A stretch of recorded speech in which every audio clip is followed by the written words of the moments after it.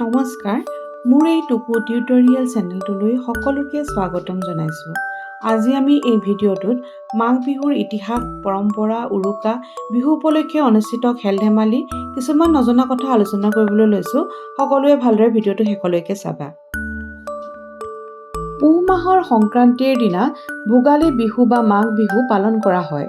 এই বিহু 3 দিন পালন কৰা হয়। পুহত শালি ধান, মাহ, তিল, মগু আদি শস্য চপাই মানুহে ভঁৰাল ভৰায়। এই সময়ত কৃষকসকলে খেতি চপাই ভঁৰাল উপচাই ৰাখে বাবে এই বিহু ভোগালী বিহু ৰূপে প্ৰচলিত। এই সময়ত ধনী দুখীয়া সকলোৰে ঘৰত দুমুঠি ধান চাউল খাবলৈ থাকে। সেইবাবে এই বিহুত খোৱা বোৱাৰ ওপৰত বেছি গুৰুত্ব দিয়া হয়। এই বিহুত সান্দহ, চিৰা, নানা ধৰণৰ পিঠা, লাডু, আখৈ আদি মানুহৰ ঘৰে ঘৰে উপচি পৰে। মাঘ বিহুৰ মূল আকৰ্ষণ হ'ল মেজি পোৰা। মাঘ বিহু আদিম যুগৰ বড়োমূলীয় লোকসকলৰ প্ৰধান উৎসৱ আছিল। তেতিয়াৰে পৰাই এই বিহু সমগ্ৰ অসমত এক গুৰুত্বপূৰ্ণ উৎসৱ হিচাপে পালন কৰি অহা হৈছে। চুতীয়া আৰু আহোমৰ ৰাজত্বকালত ৰাজকীয় পৃষ্ঠপোষকতাৰে এই বিহু পালন কৰা হয় বুলি জনা যায়। আহোম ৰজা ৰুদ্ৰসিংহৰ দিনৰ পৰা বিহুৰ দিনা ৰংঘৰৰ বাকৰিত বিভিন্ন খেল-ধেমালি, ৰং-ৰহইচৰ আয়োজন কৰা হৈছিল। ৰজাসকলে ডা-ডাঙৰীয়াসকলৰ সৈতে উপস্থিত থাকি এই উৎসৱ উপভোগ কৰিছিল। আকাশত শেন কনোৱা আদি চৰাইক প্ৰশিক্ষণ দি ৰণ লগোৱা হৈছিল। সেইদৰে হাতী যুঁজ, কুকুৰা যুঁজ, কণী যুঁজ, মল্ল যুঁজ, ম'হ যুঁজ, বুলবুলি চৰাই যুঁজ আদিৰো সেই সময়তে প্ৰচলন হয় বুলি জনা যায়। মাঘ বিহু আগদিনা ৰাতি সকলো অসমীয়াই উৰুকা পালন কৰে।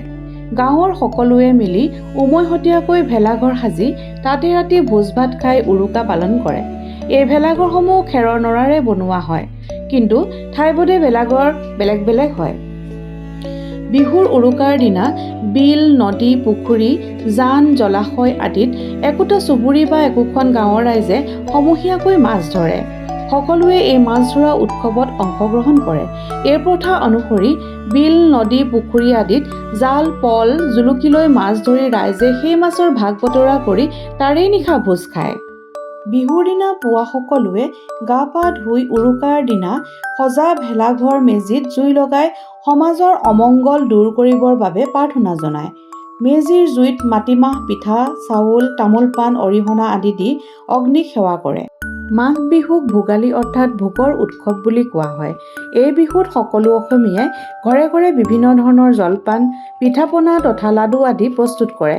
এই উৎসৱত চুঙা পিঠা, তিল পিঠা, পানী পিঠা, টেকেলি পিঠা, ঘিলা পিঠা, সুতুলি পিঠা, তেল পিঠা আদি বিভিন্ন ধৰণৰ পিঠা-পনা বনোৱা হয়। ভজা চাউল, হুৰুম, কোমল চাউল, চিৰা, সান্দহ, মুড়ি, আখৈ, চুঙা চাউল আদি বিভিন্ন ধৰণৰ জলপানৰ লগতে দৈ-মাখনেৰে আলহী অতিথিক আপ্যায়ন কৰা হয়।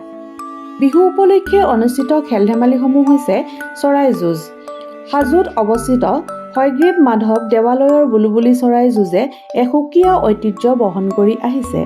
জনমত অনুসৰি মাঘ মাহৰ প্ৰথম দিনা এগৰাকী নৃপতিয়ে হয়গ্ৰীৱ মাধৱ মন্দিৰ দৰ্শন কৰিবলৈ আহি তাত দুটা বুলবুলি চৰাইৰ মাজত এখন যুদ্ধ দেখি মুগ্ধ হৈ পৰে আৰু তেতিয়াৰ পৰাই তাত বছৰি মাঘ বিহুত এই যুঁজ অনুষ্ঠিত হৈ আহিছে। ৰাজ্যৰ আন আন ঠাইতো চৰাই যুঁজ হয়। মাঘ বিহুৰ সময়ত ম'হ যুঁজৰ আয়োজনৰ সম্পৰ্কে ভিন্নজনৰ ভিন্ন মত পোৱা যায়। এই খেল আহোম ৰজাৰ দিনত ৰংপুৰৰ ৰূপহী পথাৰত অনুষ্ঠিত হৈছিল বুলি জনা যায়। আহোম স্বৰ্গদেউসকলে ৰংঘৰৰ ওপৰৰ পৰাই এই খেল উপভোগ কৰিছিল। মাঘ বিহুত ৰাজ্যৰ বিভিন্ন ঠাইত এই কুকুৰা যুঁজ অনুষ্ঠিত হয়। কণী যুঁজ অসমৰ এটি প্ৰিয় খেল। এই যুঁজ সাধাৰণতে পাতিহাঁহৰ কণীৰে কৰোৱা হয়। খেলুৱৈসকলে বিভিন্ন ঠাইৰ পৰা টান কণী বিচাৰি আনি যুঁজলৈ সাজু হয়। কোনো কোনো ঠাইত ৰঙালী বিহুৰ সময়তো কণী যুঁজ হয়।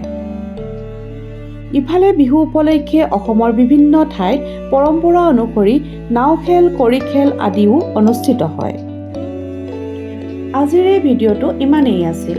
ভিডিঅ'টো চাই যদি ভাল পালা তেন্তে লাইক, কমেণ্ট কৰিবলৈ নাপাহৰিবা আৰু চেনেলটো যদি ছাবস্ক্ৰাইব কৰা নাই তেন্তে ছাবস্ক্ৰাইব কৰি কাষতে থকা বেল আইকনটো টিপি অল কৰি থবা।